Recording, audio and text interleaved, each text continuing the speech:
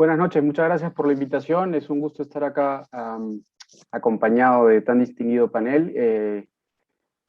Y para responder una pregunta que coincido con el doctor Sánchez Berzaín, es urgente, es válida, es necesaria y es muy importante por el contexto que estamos viviendo en la actualidad. Yo tengo una visión un poco distinta, creo que voy a ser el único, un poco la voz en solitario en este panel.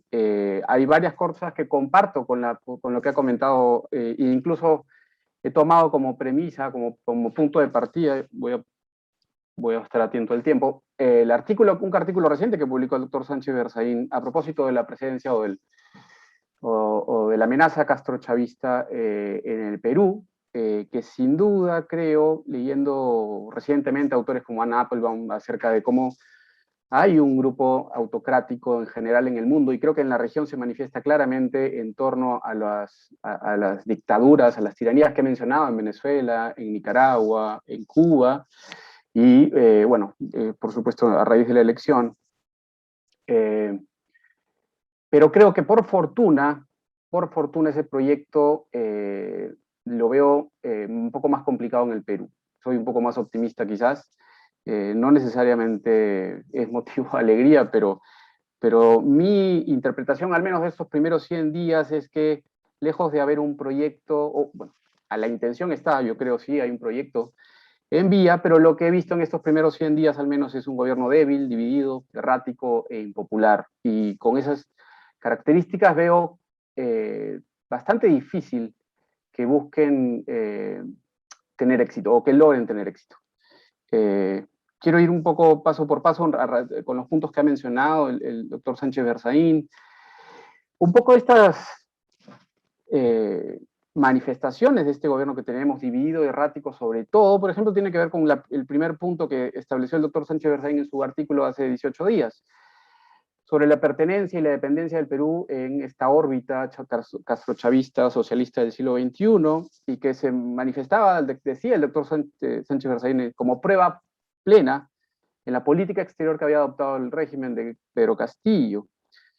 Y ahí ya vemos una primera contradicción, ¿no? Perú es uno de los países que más bien vota por condenar el régimen de Nicaragua, o la elección de Nicaragua. Se diferencia de México, se distingue de Bolivia, se distingue de Nicaragua. Venezuela vota a favor, pero no, obviamente no es el régimen de Maduro el que está votando en ese sentido. Y en la política exterior vemos lo que está pasando en muchas otras arenas de la política peruana, creo yo, que lo que hay es más bien una pugna interna, hay una coalición, creo sí, comparto esa visión de que probablemente haya un ala o una parte de esta coalición que busca replicar lo que sucede en el resto de la región, particularmente Bolivia, creo que es el modelo claro, y en eso también lo comparto, pero vemos en votaciones como esta cierta independencia o autonomía, al menos de Cancillería o al menos de Relaciones Exteriores, y creo que es reflejo un poco de que no hay un control total sobre el gobierno, sino que más bien hay varios grupos de izquierda, e incluso, bueno, alguien como Maurto en Cancillería, en brega, ¿no? Y que no hay un rumbo claro, un rumbo definido. Lo mismo lo vemos en el segundo aspecto, que ha sido la profunda inestabilidad de este gobierno, que en los primeros 100 días ha roto récords sudamericanos y no ha logrado sostener ministros enteros, ni un primer gabinete incluso. No, lo que el doctor Sánchez Berzaín interpreta como un método o como un mecanismo, yo lo veo como un símbolo de debilidad, de que se trata de nuevo de un gobierno muy débil, con gente muy inexperimentada, cuyo mayor éxito quizás fue tener el gobierno regional de Junín, pero sin mayor resonancia, sin mayor trascendencia.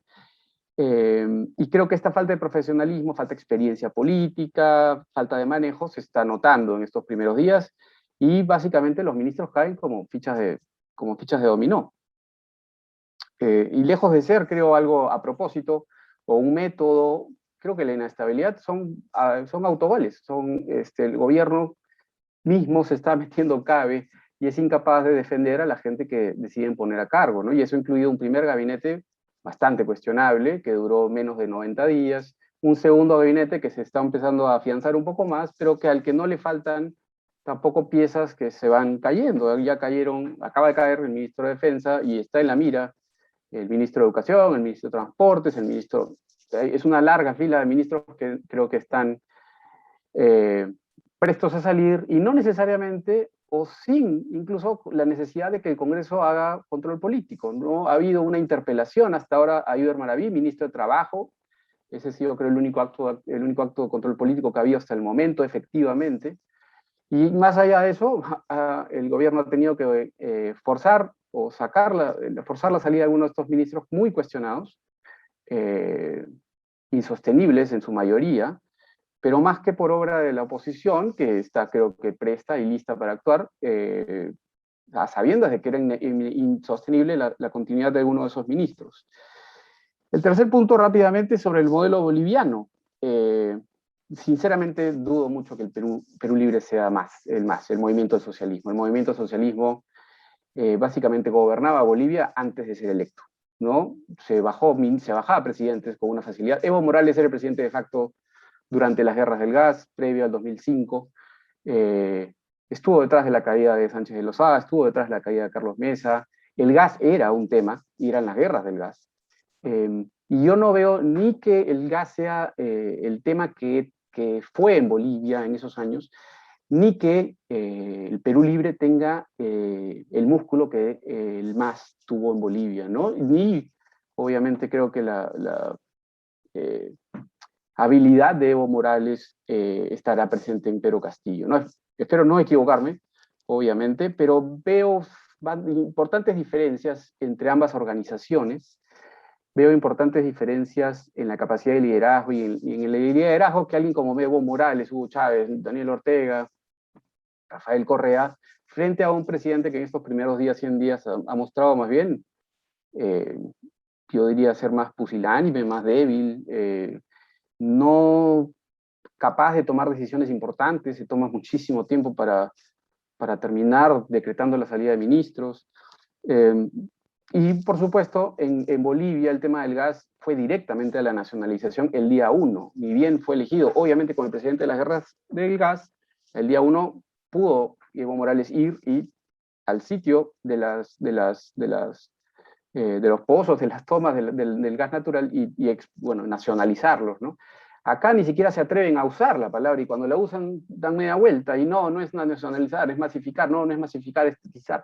Ni siquiera tienen el control del mensaje, me parece, y yo creo que sí, eso es influencia clara del modelo boliviano. Creo que la presencia de Evo Morales no es accidental, e incluso cada vez que ha venido Evo Morales al país, el gas ha salido en la agenda. El tuit famoso que manda Guido Bellido un domingo por la mañana, el sábado había llegado Evo Morales al país. No es casual. Y donde sí creo que coincido un poco más y muestra, hay mayor preocupación y hay muchos mayores motivos para preocuparse en cuanto a convertirnos en un narcoestado. Ahí sí, no solo a nivel del, bueno, narcotráfico, pero en otras áreas ilegales, informales, que parecen haber ganado, gracias, ya termino, un acceso al poder que es, bueno, somos un país bastante informal, el narcotráfico ha existido, las zonas de cultivo también. Siempre hemos estado entre los 3 primeros productores de hoja de coca en el Perú, en el mundo, en la región, en el mundo, pero sí hay una intención y una posibilidad de formar alianzas ahí que podrían darle un sostén o un poderío a este gobierno si nos descuidamos como país. Ahí sí habría que estar alertas. No ha sido casual la presencia de un ministro como Barranzuela, creo, en el gabinete, ni la proximidad de congresistas como Bermejo con esas zonas del país. Bueno, lo dejo Tiempo. ahí. Muchas gracias por su atención.